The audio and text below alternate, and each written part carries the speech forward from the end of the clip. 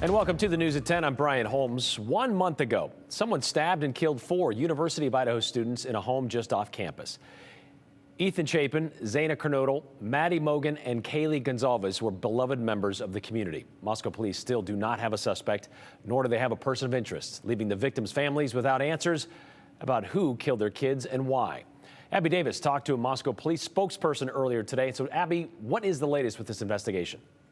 Brian, speculation is really an issue right now for investigators.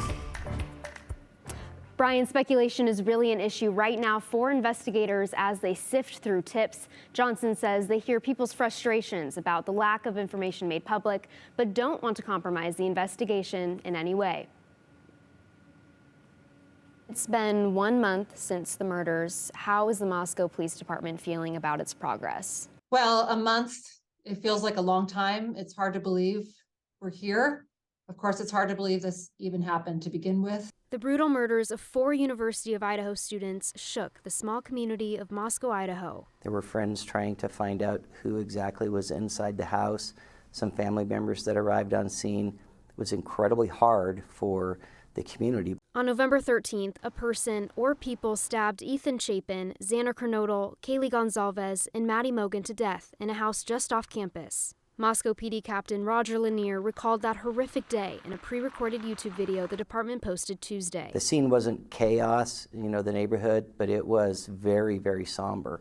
Police spokesperson Robbie Johnson says they still don't have a suspect or person of interest in this case. The effort level is still really high. We're seeing progress every single day. Last week, Moscow PD released a big piece of information. They're looking for whoever was in a 2011 to 2013 white Hyundai Elantra, like this one. The car was seen near 1122 King Road, where the murders happened, around the time of the crime. That vehicle was in the right place at the right time in those early morning hours of November 13th. So it just stands to reason that there's someone or people in that vehicle or someone associated with it that could have valuable information.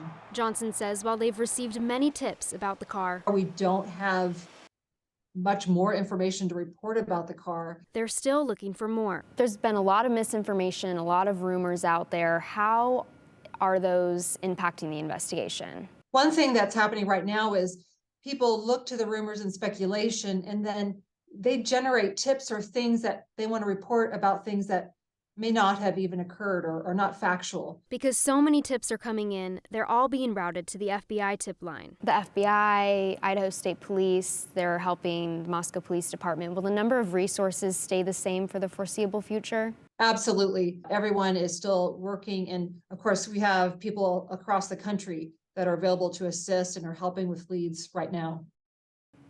And Brian, last month we know Governor Brad Little allocated $1 million toward the investigation.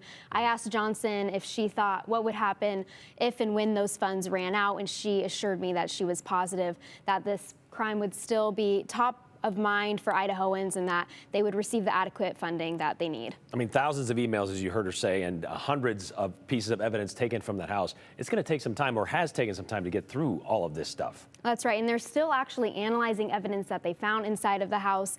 And I also know that they've removed belongings from confiscated cars, but Johnson didn't clarify what sort of evidence they found, and she also wouldn't clarify what evidence they found that have pointed to why they believe this was a targeted attack. Yeah, everybody wants answers right now, but this is an investigation that's going to take some time. All right, thank you very much, Abby.